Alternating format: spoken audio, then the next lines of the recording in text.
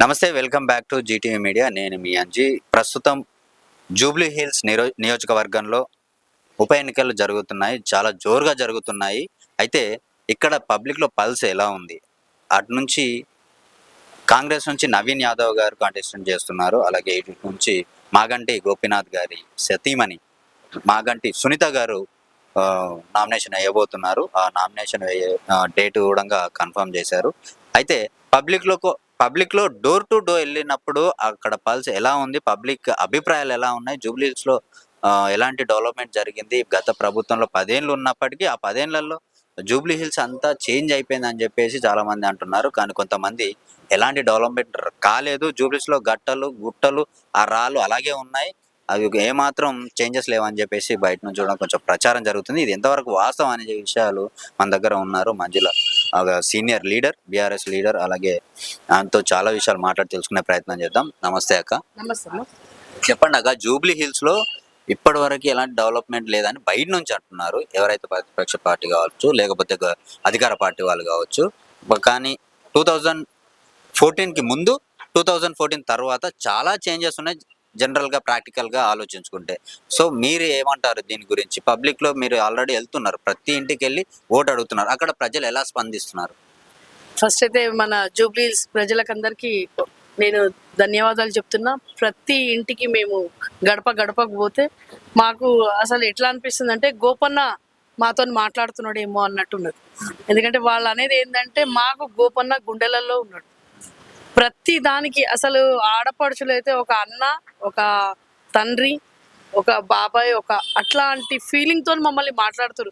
ఏదో మేము బయట పోయి ప్రచారం చేస్తున్నాము, ఏదో పార్టీ పరంగా చేసి అన్నట్టు కాదు. ఒక కుటుంబ సభ్యుడు ఎట్లయితే కోల్పోతాడో ఆ బాధ వాళ్ళు వ్యక్తం చేస్తున్నారు. వాళ్ళ ఇళ్లలో వాళ్ళ ఫొటోస్ ఉన్నాయి అన్న ఫోటో పెట్టుకొని పూజ చేసే వాళ్ళు కూడా ఉన్నారు ఈ జూబ్లీ హిల్స్లో. మీరు అన్నట్టు గత 2014లో జూబ్లీ హిల్స్ ఎట్లా ఉండేనో గత చరిత్ర తెలిసిన వాళ్ళకే తెలుసు, ఇక్కడ ఉన్న బాధలు పడ్డ వాళ్ళకే తెలుసు. మళ్ళీ దాన్ని ఎట్లయితే డెవలప్మెంట్ చేసిండు 10 సంవత్సరాలు, మళ్ళీ మూడోసారి కూడా గెలిచిండంటేనే అర్థం చేసుకోండి. 2 సార్లు రావడమే గొప్ప. ఆ 2 సార్లు కాకుండా మూడోసారి కూడా తననే. దురదృష్టవశాత్తు తన లేనందుకు మేమొచ్చి ప్రచారం చేస్తున్నందుకు మేము కూడా చాలా అదృష్టవంతులం అనిపిస్తుంది. ఎందుకంటే గోపన్న చేసిన మాకు కూడా ఎట్లుంటుందంటే పార్టీ పరంగా మాకు వాళ్ళు ఒక బూస్ట్ ఇస్తున్నట్టున్నది. ఎందుకంటే ఒక నాయకుడు అనేది ప్రజలలో గుండెలలో పని చేస్తే ఎట్లుంటుంది, పని చేయకుండా మూర్ఖంగా తిరిగి టికెట్లు తెచ్చుకునేటోళ్ళు, మాట్లాడేటోళ్ళు ఎట్లుంటుందో ఈరోజు గోపన్నను చూసి కొంచెం చాలా మేము కూడా కొంచెం ఇది అసలు జీవితంలో ఒక లీడర్ అంటే ఎట్లుండాలి, ఒక నాయకుడు అంటే జనాల గుండెలలో గరీబోల లీడర్ అంటే గోపన్న అన్నది ఇక్కడ నాకు నేర్చుకున్నా. ఎన్నో బై ఎలక్షన్స్ నేను సాగర్కు పోయినా, హుజురాబాద్ పోయినా, మునుగోడు పోయినా. ఇది మళ్ళీ మాకు జూబ్లీ హిల్స్లో నా హైదరాబాద్లో మా దగ్గర బై ఎలక్షన్స్ వస్తాయన్నది మాకు దురదృష్టవశాత్తు వచ్చినాయి. కానీ దాన్ని మాత్రం మేము ఒక హ్యాపీగా ఫీలింగ్ అయ్యి ప్రతి ఇంటికి పోతే మమ్మల్ని మీరు నమ్ముతారో నమ్మరో ప్రతి ఇంట్లో కూర్చోమంటారు, తినమంటారు. ఆయనకున్న వాల్యూను అంటే ఆయనకున్న చేసిన గొప్ప పనికి మా ఈ గులాబీ కండువను చూసి చాలా హ్యాపీ ఫీల్ అయ్యి మేము మా ఇంటి బంధువులు వచ్చిండ్రు అన్నట్టు ఇక్కడ ప్రతి ఇంటికి మమ్మల్ని అదే రెస్పాన్స్ ఇస్తున్నాం. ఇంకా అంతకన్నా మేము ఇంకా హ్యాపీగా ఏం చెప్పలేము. కానీ సునీతమ్మ గారిని ఆమెను బలవంతం చేసి మరీ నిలబెట్టారు. ఆమె భర్త చనిపోయాడన్న బాధలో ఉంటే వీళ్ళు దీన్ని రాజకీయం చేస్తున్నారు. ఆమెకి ఇంట్రెస్ట్ లేకుండా నిలబెట్టి ఇప్పుడు వాళ్ళు గెలిచే అవకాశమే లేదు అని చెప్పేసి అవతల సైడ్ నుంచి చూడంగా మాట్లాడుతున్నారు. ఇది ఎంతవరకు నిజమంటారు? ఇంకా అది ఎట్లా అంటే మూర్ఖులు చాలా మూర్ఖంగా మాట్లాడుతున్నారు. ఒక మహిళ భర్త చనిపోయిన తర్వాత బలవంతంగా రావాల్సిన పని లేదు. ఆమె ఎప్పుడూ రాజకీయాలలో రాలేదు. ఎప్పుడు తన భర్త ఉన్నప్పుడు బయటకు వచ్చి దాఖలాలే లేవు. కానీ తన భర్త ఆశయాలను తీసుకొని పోవడానికి ఆమె బయటకు వచ్చింది ఈరోజు. అంతకు మించి ఆమె మొన్న ఒక రైమత్ నగర్లో మన మీటింగ్ లో తన భావోద్వేగాల అంటే మనము భర్త చనిపోతే మా అమ్మైనా ఇప్పుడు 10 సంవత్సరాలైనా మా నాన్నని గుర్తు చేసుకొని ఏడుస్తుంది. ఇప్పుడు 5 నెలలు కాలేదు, వాళ్ళ పిల్లలు ఉన్నారు చిన్నగా. వాళ్ళని చూసుకుంటే 2 ఆడపిల్లలు, ఒక బాబు. పాపం వాళ్ళు సడన్ గా అట్లా అయినందుకు వాళ్ళను ఓదార్చబోయేది అధికారంలో ఉన్న వాళ్ళు ఏ పార్టీ అయినా పర్లేదు. తెలంగాణ ఆడబిడ్డ అని ఓదార్చాలి. కానీ ఆమె మీద ఇట్లాంటి మాటలు అనడము అసలు ఎంత అంటే కలకల మాత్రం తప్పదు. ఆమె కన్నీటికి మాత్రం ఖచ్చితంగా రిజల్ట్ ఉంటుంది. ఎందుకంటే మేమెంతో చెప్తాం, కానీ తన ఏ బాధంతో ఎంత ఏడ్చిందో ఆ బాధ మీద అంటారు కదా, కారం చల్లినట్టు మాట్లాడిండు చూడు. అది ప్రతి ఆడబిడ్డకు చాలా బాధ అనిపించింది. వాళ్ళ ఇంట్లో ఆడబిడ్డలు ఉన్నారు, వాళ్ళ ఇంట్లో అట్లయితే వాళ్ళు ఎందుకు ఆ ఫీలింగ్ లేదు అంటే ఎంత మూర్ఖంగా మాట్లాడుతున్నారు.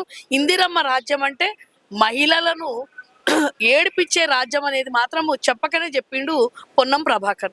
పొన్నం ప్రభాకర్ ఎంబడి ఇద్దరు మహిళలు ఉన్నారు, వాళ్ళు కూడా ఇద్దరు మహిళలు.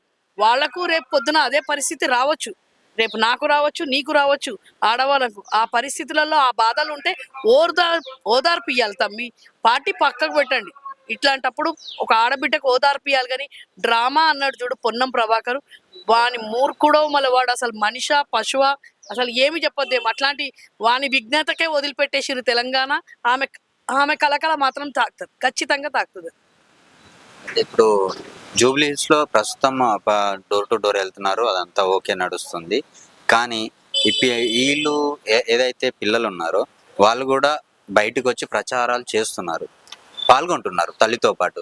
వాళ్ళు మనస్ఫూర్తిగానే వస్తున్నారా, లేకపోతే వీళ్ళు ఏమన్నా ఖచ్చితంగా రావాలి అన్నట్టుగా ఇంట్లో నుంచి ఏమన్నా? ఇంకొకటి, మనస్ఫూర్తిగా వస్తుండ్రా రావాలి అంటే తన తండ్రి ఆశయాలను నెరవేర్చడానికి ఎవరేం బలవంతంగా చేయాల్సిన పని లేదు తమ్మి. ఇది బలవంతంగా చేసే రాజకీయం కాదు. ఒక నాయకుని పిల్లలు వాళ్ళు. ఒక ఈ నాయకుడు 15 సంవత్సరాల నుంచి ఇక్కడ వచ్చిండు, 3 సార్లు వచ్చిండంటే రక్తంలో ఉంటుంది లీడర్షిప్. వాళ్ళకి బలవంతంగా ఎట్లాంటి బలవంతంగా అంటే ఈ రోజు వచ్చిండు చూడు, బలవంతంగా బర్రెని తీసుకొని వచ్చి ఇక్కడ నిలబెట్టిండ్రు. ఇప్పుడు ఆయన పేరేం పేరు, అనిల్ యాదవ్. ఏం పేరు ఆయన పేరేం పేరు ఇప్పుడు కాంగ్రెస్ వాడు ఆడు. అట్లాంటి వాళ్ళని బలవంతంగా రౌడీ షీటర్ను తీసుకొని వచ్చి పెట్టిండ్రు ఈడ. వాళ్ళు రౌడీ షీటర్లను నిలబెట్టిన వాళ్ళు బలవంతంగా నిలబెట్టిండ్రు. క్యాండిడేట్ దొరకకనే ఇచ్చిండ్రు, మళ్ళీ రౌడీ షీటర్ బుల్డోజర్ని దించాలని చెప్పి రౌడీ షీటర్లను దించిండ్రు. ఈరోజు బుల్డోజర్లు రావాలంటే రౌడీ షీటర్ ఉండాలి. కాబట్టి అట్లాంటి వాళ్ళు బలవంతం. ఒక నాయకుడు ఒక 3 సార్లు ఎమ్మెల్యే అయినోనికి వాళ్ళ పిల్లలకు రక్తంలో ఉండదా? వాళ్ళ లీడర్షిప్, వాళ్ళ తండ్రి వాళ్ళు రాకముందు నుంచే తెలుగుదేశంలో ఉండి ఆయన ఇన్ని సంవత్సరాలు చేసిన తర్వాత వాళ్ళ రక్తంలోనే ఉన్నది లీడర్షిప్. బలవంతంగా తీసుకురావాల్సిన పని లేదు. ఇప్పుడు వచ్చినోడు బలవంతంగా తీసుకొని వచ్చినోడు రౌడీ షీటర్ను నిలబెట్టిండ్రు ఈడ. కాబట్టి కారు బుల్డోజర్ మధ్యలో అవుతుంది ఈరోజు. Thank you.